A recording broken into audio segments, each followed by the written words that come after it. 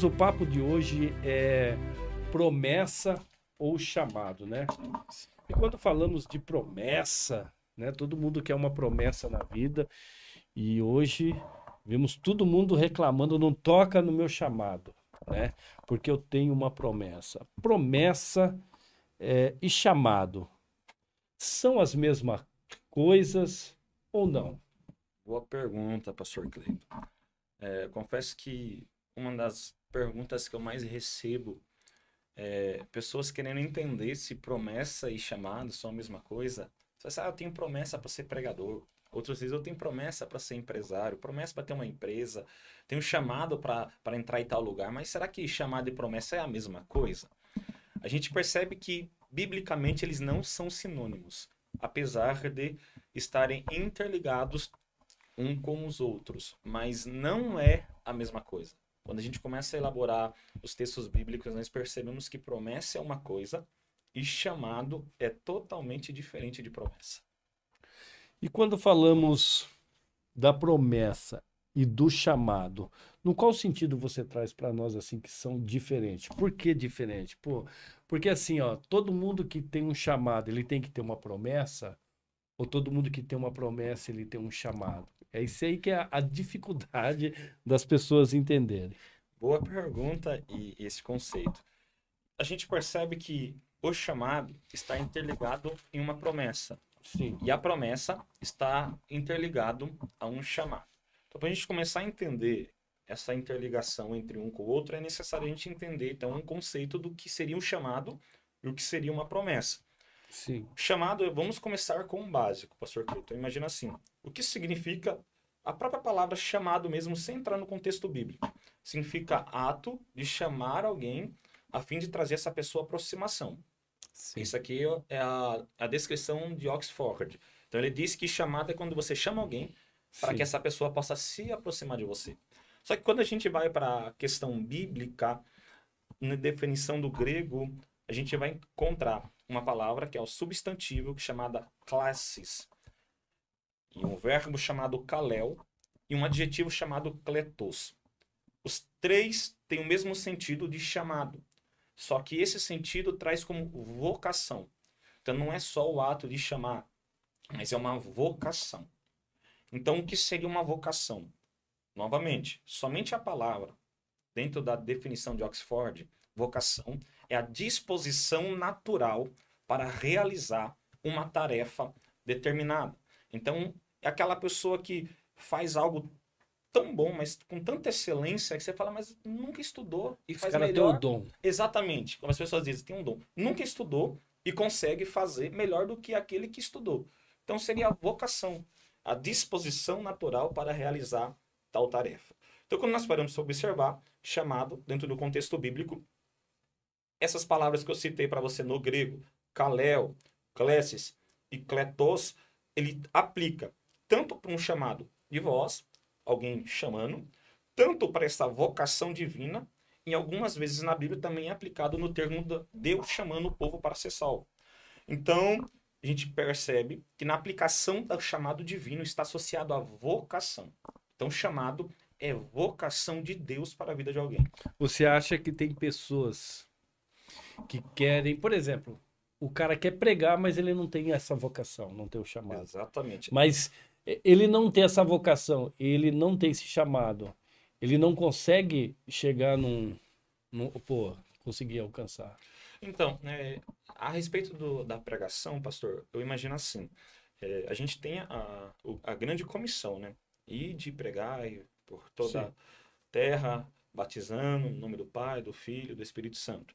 Então, aí vamos dizer assim, é um chamado geral. Então, eu creio que de forma primária, todo mundo tem um chamado para pregar. Diferente do ofício da pregação, que é quando Deus vocaciona alguns para dedicar-se diretamente ao ministério da palavra. é como você pegar dois caras ali tocando violão e você fala, pô, aquele cara ali tem o dom. Exatamente. Aquele ali manda bem, Sim. mas aquele ali tem o dom. Tem gente que não tem essa vocação. A vocação da pessoa é outra. Eu não tenho vocação para louvar. Às vezes eu quero louvar, eu até brinco, eu falo assim, quando eu vou cantar numa igreja, os músicos olham para minha cara, eu olho para o músico, é ele que nota, eu falo mi, eles que mi, eu falo misericórdia. Essa é a nota. Eu não nasci Tá, para tá cantar. igual uma vez eu fui eu fui inventar de cantar, eu acabei com o culto. Sério, O culto pastor? tava pegando fogo, acabei com o culto, nunca mais tentei cantar. Mas vamos lá. Você concorda que então alguns pastores, né? A gente volta aqui já, alguns pastores cometem alguns equívocos dentro da sua própria igreja. Claro que a gente entende que a gente trabalha com, com as ferramentas que tem dentro Sim, da casa do sim, Senhor. Mas você já reparou que muitas pessoas, às vezes, estão num determinado posto dentro de uma igreja? Por exemplo, eu coloquei, como que sua esposa chama? Ana Laura. Tá aqui a Ana Laura, coloquei ela lá no som, para mexer no Sim, som. Mas a Ana Laura gosta de cantar. E eu quero que ela fique no som. E isso acaba com uma vocação dela, com o chamado. Você sim, concorda? Aí você vê a Ana Laura começa a dar trabalho no som, não faz com vontade, não tem preparo para aquilo, porque não é a vocação dela. A vocação dela é cantar, ela é louvar na igreja e ela tá mexendo no som. Você concorda que alguns pastores falta discernimento, né, dentro da igreja, porque em olhar e falar, pô, ali tem uma vocação ali tem sim, um chamado. sim.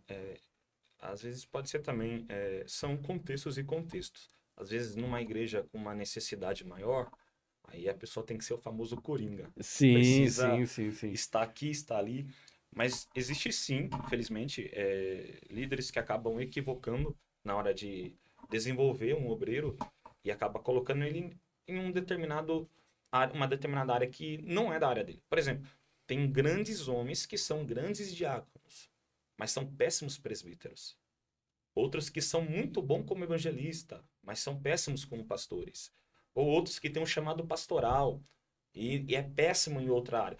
Então, entender realmente qual é a vocação. E às vezes pode sim acabar colocando a pessoa por falta de um discernimento ou de naquela visão mais ampla, de olhar mais para frente e entender, opa, esse cara aqui, ele é bom na palavra. Opa, isso aqui é bom na recepção. Então, isso aqui vai ficar como diácono. Nós temos ótimos diáconos que, às vezes, quando vira presbítero, aí Estraga. estraga, porque ele tem que parar de fazer o que ele gosta, aí ele vai para uma área que não é a área dele e fala, não, não gosto disso, não gosto de ficar mais envolvido ali no púlpito, eu gosto de ficar servindo, e acaba, vamos assim, meio que você silencia a pessoa acaba tendo que ficar lá e não exerce o que Sim. ela é vocacionada. E quando falamos de chamado, quais os tipos de chamado que você consegue identificar? Pastor, diante do texto de Eu vi que você Gênesis. marcou bastante coisa aí, quiser falar, fica à Isso, eu trouxe vontade. algumas anotações aqui só para usar como base, mas Gênesis capítulo de número 12 é um clássico texto quando a gente vamos falar de chamado, que é o Sim, texto de Abraão. sim, Que Deus olha para Abraão e disse: sai da sua terra, sai da sua parentela, sai da casa do seu pai, vai para a terra que eu te mostrarei, farei de ti uma grande nação, engrandecerei o teu nome e tu serás uma bênção. Abençoarei os que te abençoarem, amaldiçoarei os que te amaldiçoarem, e em ti serão benditas todas as famílias da terra. Então percebe que há um chamado e é uma promessa. Promessa é o ato de afirmar que algo acontecerá, seja de forma oral, seja de forma escrita. Então na Bíblia nós vamos ver alguns, pelo menos três termos que dão diretamente sobre promessa. Uma delas é especificamente no contexto divino, a segunda é colocada dentro de um contexto mais humano, sem sim. ter o contexto divino. Então, perceba que no verso primeiro, quando Deus disse assim para Abraão: sai de sua terra, sai de sua parentela, sai da casa do seu pai e vai para a terra que eu vou te mostrar. O senhor concorda que aqui há um chamado, Deus está chamando Abraão. E aqui há uma vocação. E qual era a vocação de Abraão? Aqui Deus está dizendo: você vai ser peregrino. Porque Deus ia dar uma terra para a descendência dele, a terra que ele iria peregrinar. Então Deus convidou Abraão a sair da terra, porque Deus estava vocacionando ele para ser um peregrino. Porém, no verso 2 e verso 3 há um chamado. Farei, não, há uma promessa. No verso 2 e no verso 3. Ele diz: farei de ti uma grande nação, engrandecerei o teu nome e tu serás uma bênção. Abençoareis o que te abençoarem, amaldiçoareis o que te amaldiçoarem, e em ti serão benditas todas as famílias. Logo no verso 2, essa promessa é pessoal. Farei de ti uma grande nação, engrandecerei o teu nome e tu serás uma bênção. Sim. Pessoal. Isso aqui é diretamente para Abraão. Só que o verso 3 não é mais pessoal, o verso 3 é coletivo. Ele diz: abençoarei os que te abençoarem, amaldiçoarei os que te amaldiçoarem. E em ti serão benditas todas as famílias da terra.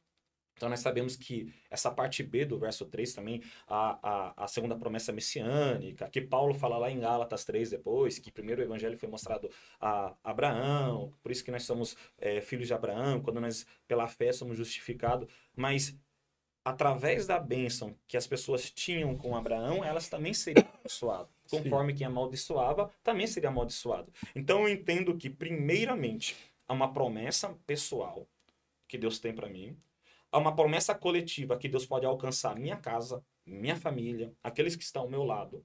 Essa aqui a gente estamos falando de promessa diretamente para a pessoa. Mas há a promessa que Deus tem que, vamos dizer assim, não depende do homem em si. Essa aqui depende do homem, eu já falo o porquê. Mas tem promessas que Deus, por exemplo, da salvação. A salvação não depende do homem. Deus, quando quiser voltar a arrebatar a igreja, por exemplo, levar para salvar ela de vez, pronto. Ou vós sois salvos pela graça, mediante a fé, e isso não vem de vós, é dom de Deus. Então, não é nada sobre nós. É uma promessa que está independente de nós. Então, eu vejo que, primeiramente, uma promessa divina de Deus, sem nenhuma ação humana, e as promessas condicionais, que é com base humana. E nas condicionais, a promessa pessoal e a promessa coletiva. Deu para entender? Mais ou menos. Que dá um nó na cabeça, né? Mas vamos lá. E quando falamos que nós estávamos no chamado, né? Que você falou do chamado, que Deus chamou Abraão, que tem um negócio bom para você aqui na promessa, mas vamos deixar essa promessa aqui um pouquinho para frente. Vamos ficar no chamado aqui por enquanto. Deus chamou Abraão, certo? Sim. Se Deus chama, ele capacita? Sim. Eu estava lendo hoje. Olha que interessante, pastor. Eu estava lendo hoje 1 Samuel. Eu nem vou abrir. Estava lendo 1 Samuel ali quando chama Saul. O texto diz que Deus iria encher Saul com o Espírito Santo e daria um novo coração para Saul. Logo eu entendo que o mesmo Deus que chama é o mesmo Deus que capacita. O próprio capítulo 12 de Gênesis, por exemplo. Deus fala assim para Abraão: farei de ti uma grande nação, mas para ser nação precisa de terra. Para ser nação precisa de casa e para ser nação precisa de família. Aí Deus falou: sai da sua terra, sai da sua parentela e sai da casa. Porque Deus iria dar para Abraão aquilo que precisava para acontecer o que Deus queria que acontecesse. Então, sim, eu creio que diante da Bíblia, o mesmo Deus que chama, ele capacita. Porém, isso não ausenta a nossa busca para se capacitar também. Porque Davi foi parar dentro do palácio quando Saul estava atormentado, porque Saul falou assim: eu preciso de alguém que toque bem. Não era alguém que tocava de qualquer maneira. Era alguém bem... Alguém que tivesse um chamado para tocar. Específico. Tanto que o servo falou assim, ó: quer que eu chamo algum músico que toque para que quando ele tocar saia o espírito? Daí Saul fala assim: eu quero alguém que toque bem. Então, Saul pediu específico. Aí alguém olhou e disse: eu sei quem toca bem. Aí ele fala: é belemita, é homem valente, sabe se comportar, sabe entrar e sair. E ele fala: e o Senhor ainda é com ele. Você falou que Saul foi chamado por Deus. Não, eu disse que quando Deus falou que, ó, pode, Samuel, pega Saul e agora vai receber o Espírito Santo e eu vou transformar o coração dele. Porque o povo clamou por um rei. Deus ainda falou: eu vou ser o rei. O povo não quis. Eu concordo com a frase do teólogo Tim Chester. Ele disse que o maior problema da nação de Israel não é que eles não tinham um rei, é que eles não aceitavam Deus como rei. Então eles clamaram por um rei, e ainda Samuel vai falar com o povo fala: não, mas queremos um rei. Nós queremos que nesse caso, na verdade, o rei que foi dado ao povo foi segundo a personalidade do povo. Exatamente. Né? Por que quem escolheu Saul não foi Deus? No meu ponto de vista, teologicamente, foi o povo. Porque Deus escolhe Saul conforme a escolha do povo. Exatamente. Conforme o detalhe que Saul não era rei, né? Saul era governador. Se você procurar ali, não existe rei Saul. Sim. Existe o governador, né? Capitão, você vai encontrar em algumas tradições. Ele já era homem valente, mas não rei. Outros. Quando ele era para ser, ele foi rejeitado ali no sentido que decepcionou Deus. Mas vamos lá, quando falamos de chamado, então a gente entende que Deus ele capacita. Com certeza. E tem como alguém ter um chamado e esse chamado ser negado? Porque se você ter um chamado é como se você ter uma escolha. É como se você fosse escolhido, você concorda? Sim, você é Então, separado. o escolhido tem escolha? Olha, quando a gente olha para Encosta mais um pouquinho perto. quando a gente olha para Jonas, a gente já compreende que o escolhido não tem escolha. Quando você vive o centro da vontade de Deus, é a vontade de Deus. Quando Jesus, por exemplo, no jardim do Getsemane, Jesus fala: Pai, se for possível, afasta de mim esse cálice. Mas ele diz: Todavia seja feita a sua vontade, não a minha. Então, quando a gente entende que a gente está no centro da vontade de Deus, não é mais sobre o que eu quero ou a minha vontade. Mas sim a vontade. É assim, a Uau. vontade dele. Paulo, por exemplo, em Filipenses, Paulo ele começa, né, falando assim, ó, eu fui preso, estou preso, mas eu entendi que eu estou preso para que o evangelho pudesse ser pregado ainda pelos guardas romanos que estavam ali. Porque era mais ou menos assim, prendemos Paulo, por quê? Por conta do evangelho que ele prega, mas que evangelho? O evangelho de Jesus Cristo. Então Paulo entendeu, de qualquer maneira, ele estando preso, o evangelho estava sendo pregado. Aí Paulo pega, diz lá na carta de Filipenses, eu queria estar lá com ele, mas eu entendo a necessidade que eu preciso estar aqui do evangelho. Então Paulo entendeu que a vontade dele já era estar com Cristo, mas ele entendeu que ele precisava se sacrificar, porque maior do que a nossa vontade é a necessidade espiritual, a necessidade da obra. Então, dentro desses contextos e outros, tipo, escolhido não tem escolha. Não tem. Não tem. Já era. Quando você falou aqui de promessa de Abraão também, você disse que Abraão foi chamado porque tinha uma promessa. Ele foi chamado, vocacionado por Deus para ser um peregrino. Sim. Dentro do chamado de Deus, Deus deu promessa para ele. Então vamos lá. Todos que é chamado, todos que têm um chamado, ele tem uma promessa? Olha, a Bíblia, ela dá respaldo de homens que receberam chamado e receberam promessa. Sim. Ó, vamos pelo princípio. Se chamado é uma vocação, e vocação é a disposição natural para se realizar algo, logo precisamos compreender. O chamado só está envolvido na esfera eclesiástica? Não. Eu acredito que não. Não. Por conta da vocação. Sim. Quando a gente olha para a história de José, capítulo 37, José tinha uma vocação. Qual era a vocação de José? Aí muitos iriam dizer, ser governador. Não. O governador estava associado a uma promessa. Deus falou, vou fazer você governador através dos sonhos. Você vai estar acima. Então, qual era a vocação? Qual era o chamado?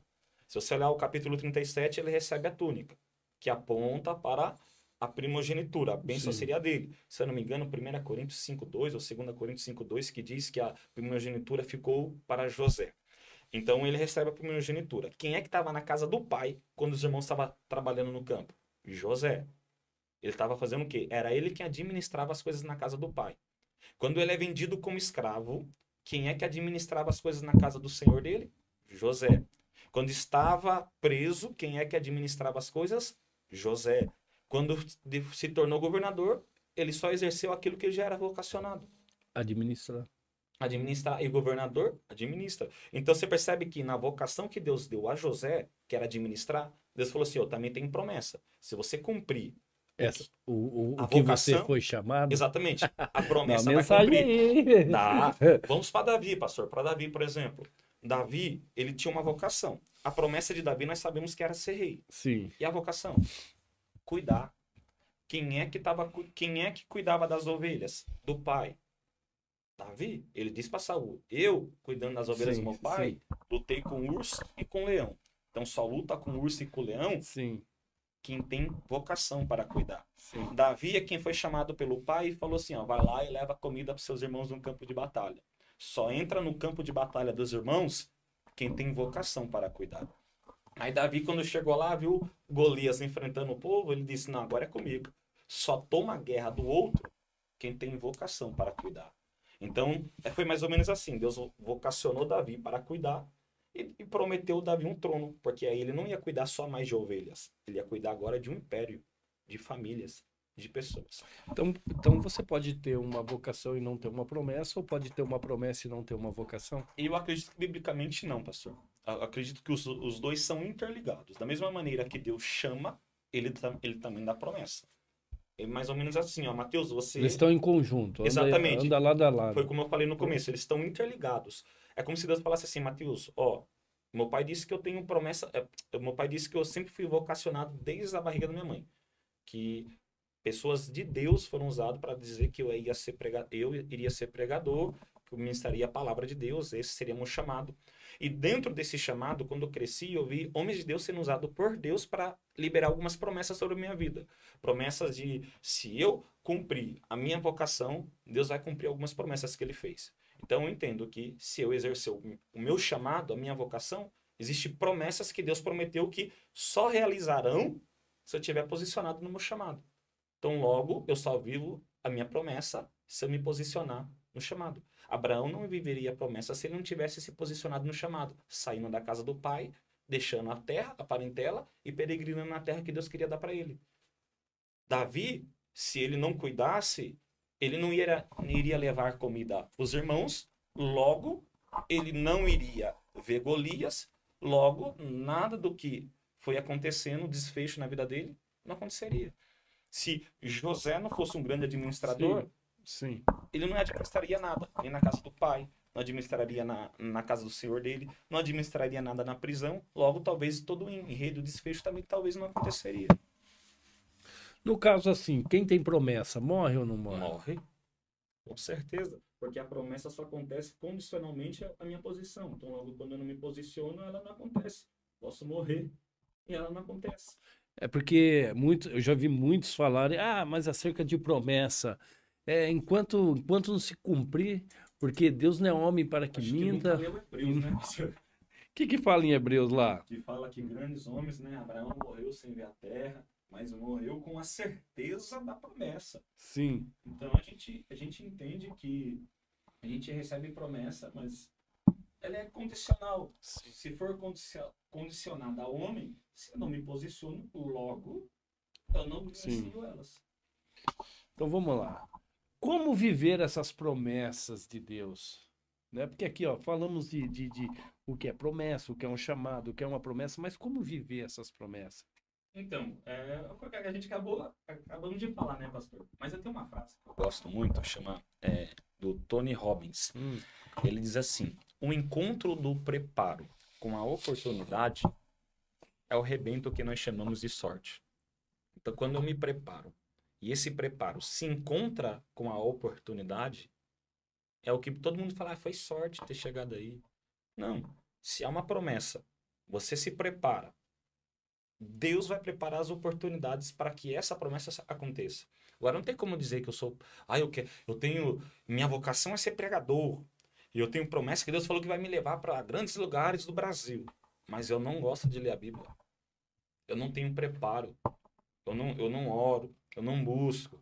Eu não aprofundo. Logo, como é que eu quero ir para grandes lugares, grandes igrejas ou grandes eventos assim de escola bíblica, de estudo, se eu não tenho bagagem para isso? Então, logo não me preparei. Então, você acha que para você viver essa promessa, Você precisa estar posicionado. Se preparar para ela. E na posição, o preparo é o primordial. É como a gente estava conversando. Você falou, pastor, estou querendo montar um pequeno estúdio lá, um Sim. setup, é isso, né? Isso. Que você falou. Mas se você não colocar em prática, não vai acontecer. Ou seja, você precisa ir atrás daquilo que você quer. Exato. Mas assim, você concorda que ir atrás daquilo que você quer às vezes dói, Dói. machuca, Dói, pastor, dói. levante, porque você não, você vai desagradar alguns, agradar outros, vai encontrar dificuldade, ou você acha que o preço de uma promessa ou de um chamado, vamos falar dos dois aqui, ele é simples? Não, custa tudo, né, pastor? Custa tudo. Quando você vê que, por exemplo, quando Elias chega e joga a capa sobre Eliseu para ele começar a seguir, ele teve que deixar tudo. Olha Abraão, por exemplo, com o texto base que nós usamos, ele teve que deixar tudo. Abraão teve que abrir mão de uma certeza que ele tinha. Ele tinha certeza da terra que ele estava, ele tinha certeza da parentela, certeza da casa do pai, e para viver um futuro desconhecido até então. Porque Deus falou, vai, mas Deus não disse para onde, Deus não deu o GPS, Deus não deu o endereço. Concorda que para mim vir aqui, eu pedi um endereço pro senhor, por exemplo. Sim. Agora pensou, o senhor fala assim, não, pode vir. Tá, mas cadê o endereço? Não, pode vir. Então você tem que ir na fé, tem que confiar. Então eu imagino que sim, imagino não, tenho certeza, até porque eu falo, ainda estou engateando, estou bem no meu começo, mas dói, já foi dolorido hoje eu não estou mais onde estava ontem e também não estarei onde estarei amanhã. Sim. Amanhã eu vou dar um passo a mais, cada dia um passo que nós damos. Porém, pastor, no começo é dolorido. É dolorido. Você começar a aprender a encaixar o quebra-cabeça da Bíblia na cabeça. Aí você acaba, às vezes, falando uma coisinha errada ou outra, porque é humano e a gente está aprendendo diariamente. Sim. Aí é você ser metralhado, é ninguém entender que você está no começo. Sim. Ao invés de abraçar e ajudar, as pessoas querem pisar, outros já entram com espírito de competição. Então, aliás, no começo sempre é difícil você tentar se capacitar, preparar, às vezes a pessoa não quer te ajudar, então acaba sendo você e Deus e vida que segue. Você acha que muitas pessoas querem ter uma promessa, querem ter um chamado, mas não querem pagar o preço? Exatamente, pastor. Você acha que as pessoas querem, por exemplo, querem ser pregador, mas não querem estudar? Não, não querem. Porque a gente... Hoje nós temos isso, pastor. Então, exatamente. Fale um pouco mais perto do microfone. O pessoal tá falando que o microfone tá baixo, que você precisa conversar um pouquinho mais. Eita, glória. Será que tá melhor agora? Sim, vai. Eu acho que vai estar melhor. Então... Vamos ver aqui. Vai lá. Pode falar. Posso falar? Falei. As pessoas... Hoje nós estamos num tempo que elas não querem estudar. Eu vendo Bíblia, vendo livro, onde eu vou ministrar. Joga a câmera nele aqui, filho, e as pessoas acabam... passando em frente, sim, elas não preocupam em comprar, e tudo bem, não tem a obrigação de comprar, mas a gente consegue ver o contraste, como o povo não gosta de mergulhar para ler mesmo, não gosta de aprender, sim, e ainda mais hoje com a geração do chat, né, GPT, então as pessoas acabam agora querendo as coisas mais fáceis. Então, se já era difícil de estudar, imagina agora com a inteligência artificial. Cuidado, você falar de inteligência artificial aí que o povo vai matar você. Você acha que essa inteligência artificial ela está estragando em vez de ajudar? O que você acha? Olha, sabendo usar com moderação, pastor, eu creio que não tem problema. Eu tenho recebido algumas perguntas que as pessoas perguntam assim, você usa qual IA para estudar? Eu falo, não uso nenhuma. A Bíblia? Eu falei, não uso nenhuma. Até porque, para mim, é raso. Totalmente raso. Eles não dão... É raso, eles só vão dar tópico ali, uma coisinha ou outra. É raso. Você não aprende direito, você não mergulha. Agora, você sabendo usar como só uma ponte... eu já usei chat para perguntar sobre fontes de tal assunto que eu queria. Ele me deu a fonte de todos os autores. Eu fui lendo as obras dos autores. Então, ela me ajudou. Não usei ela como base de estudo. Usei ela, sim, como só um meio, sim, de poder procurar a fonte que eu queria. Então, as pessoas hoje querem usar o chat para estudar, uma coisa rasa, porque elas têm preguiça de ler, têm preguiça de pegar um livro, pegar um comentário bíblico ou uma bíblia de estudo, para poder mergulhar e ler. Então, a gente vê uma geração que quer cantar, mas não quer fazer uma aula de música, uma aula de canto, para poder aprofundar e entender o conceito do mundo da música, no louvor. Querem pregar, mas não querem fazer uma teologia, não querem comprar livros, investir, porque é investimento. Querem ser pastor, mas não faz um curso de capacitação pessoal para poder saber lidar com pessoas. Aí acabam se tornando pastores que não sabem trabalhar com pessoas, são ótimos em administrar, ótimos em gerir, mas não é ótimo com pessoas. Então, falta sim capacitação, porque as pessoas não querem pagar o preço. Será que não é pelo aquele simples fato de olhar e pensar assim, se Deus me chamou, ele me capacita? É o que as pessoas pensam. Só que eu vejo que a capacitação da parte de Deus está associado mais ao revestimento de poder do Espírito Santo. Porque em Atos dos Apóstolos, por exemplo, quando o Espírito Santo desceu para dar poder para que eles pudessem agora pregar com poder. Deus não lançou eles, Jesus não lançaram eles para já pregarem. Jesus falou, fica em Jerusalém, porque do alto seja revestido do quê? De poder. Aí vocês vão poder agora falar do evangelho para Jerusalém, Samaria, Judéia e todo confins da terra. Mas eles tinham que ser revestidos de poder. Então, a parte de Deus é esse revestimento. Ele dá dons espirituais. O Espírito Santo nos ajuda na hora da tentação, na hora da angústia, nos dá força para continuar. Essa é a capacitação. Mas agora estudo bíblico. Deus vai abrir minha mente, de repente, assim, do nada, se eu nunca ter lido a Bíblia, colocar toda a Bíblia na minha cabeça e fechar minha mente. É como Deus... É como... Uma coisinha bem besta, é como eu falo assim, você pede um carro para Deus, só que você não tem habilitação. Aí Deus fala, não, vou eu te dar um carro. Só que você fica esperando um irmão abençoar você com o carro, só que você não tem habilitação. Aí você não vai... Aí fica difícil, Aí né? fica difícil, né? Sim. Ou seja, eu acredito que Deus, ele te dá as condições, correto? Ele vai te Exatamente. dar as condições para você andar no seu chamado, na sua vocação, para que Sim. a promessa se cumpra na sua vida. Exatamente. Seria mais ou menos assim? Tem uma analogia essa analogia, ela tem uma sabedoria tremenda nela. Às vezes Deus pode lhe dar a cadeira para você sentar. Mas às vezes ele te dá a árvore e o machado. Você vai lá, quebra, pega a madeira e constrói a cadeira para você sentar. Então, às vezes Deus só dá o machado. É você quem vai cortar e fabricar a cadeira. Você acha que a IA, ela tá dando a cadeira para a pessoa sentar já? Em vez de dar o machado? Olha, Porque assim, ó, a gente vive um período de muita tecnologia. sim, sim. O Rafael Freitas falou que isso não é errado, mas isso faz com que essa geração se torne mais preguiçosos ainda. Por quê? Antigamente, o pessoal comia livros, Sim. liam, buscava. Hoje eles clicam lá. Jesus chorou. Aí já aparece lá. Tudo, aonde E ainda ele chorou. coloca estudo, né? Estudo de Jesus chorou. Aí, estudo. É bem Ou isso. esboço de Jesus chorou. chorou.